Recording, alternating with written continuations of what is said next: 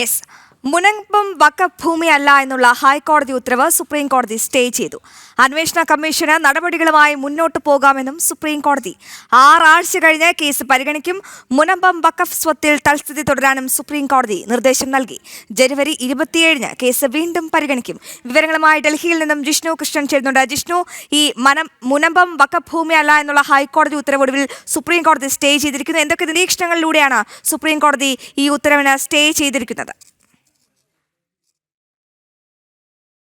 സ്വത്തിന്മേലുള്ള തീരുമാനങ്ങൾ എടുക്കുന്നതിന് വഖഫ് ട്രൈബ്യൂണലാണ് അതിന്റെ ആദ്യ അധികാരം. അത് മറികടന്നുകൊണ്ടുള്ള ഹൈക്കോടതി വിധി റദ്ദാക്കണമെന്ന ആവശ്യം അംഗീകരിച്ചുകൊണ്ടാണ്, അല്ലെങ്കിൽ അത് പ്രഥമ ദൃഷ്ട്യാ നിരീക്ഷിച്ചുകൊണ്ടാണ് ഇപ്പോൾ സുപ്രീം കോടതിയും ഹൈക്കോടതിയുടെ വിധി റദ്ദാക്കിയിട്ടുള്ളത്. അതിൽ സുപ്രീം കോടതി തന്നെ വ്യക്തമാക്കിയത് മുനമ്പം അന്വേഷണ കമ്മീഷന് നടപടികളുമായി മുൻപോട്ട് പോകാം, പക്ഷേ ഭൂമി വഖഫ് അല്ലെന്ന വിധിച്ച ഹൈക്കോടതിയുടെ ഉത്തരവ് നിലവിൽ സ്റ്റേ ചെയ്തിട്ടുണ്ട്. ഒപ്പം ഈ കേസിൽ വിശദമായിട്ടുള്ളൊരു വാദം സുപ്രീം കോടതി കേൾക്കും. അതിനുവേണ്ടി സംസ്ഥാന സർക്കാർ അടക്കം മുഴുവൻ കക്ഷികൾക്കും സുപ്രീം കോടതി നോട്ടീസ് നൽകിയിട്ടുണ്ട്. പ്രാഥമിക നടപടി മാത്രമാണ് ഇപ്പോൾ സുപ്രീം കോടതിയുടെ ഭാഗത്തു നിന്നുണ്ടായിട്ടുള്ളത്.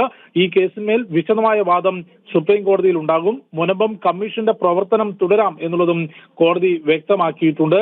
ഒപ്പം മുനമ്പം സ്വദേശികളുടെ ഭാഗത്തു നിന്ന് മുതിർന്ന അഭിഭാഷകൻ മനീന്ദർ സിംഗും അഡ്വക്കേറ്റ് ഋഷികേഷ് ഹരിദാസുമാണ് ഹാജരായിട്ടുള്ളത്. ഈ ഭൂ ഉടമകളുടെ ആശങ്കകൾ കോടതി കേൾക്കണം, അതിനുശേഷമേ അന്തിമ തീരുമാനം ഉണ്ടാകാൻ പാടുള്ളൂ എന്ന വാദം കോടതിക്ക് മുൻപിലേക്ക് എത്തിയിട്ടുണ്ട്. അതുകൊണ്ട് വിശദമായ വാദം നടക്കുമ്പോൾ സുപ്രീം കോടതിയുടെ ഭാഗത്തുനിന്ന് എന്തെല്ലാം നിരീക്ഷണങ്ങളും അന്തിമ വിധിയും ഉണ്ടാകും എന്നുള്ളത് കേസിൽ ഏറെ നിർണായകമാകും. അശ്വതി, തീർച്ചയായും ജിഷ്ണുവാണ് വിവരങ്ങൾ നൽകിയത്.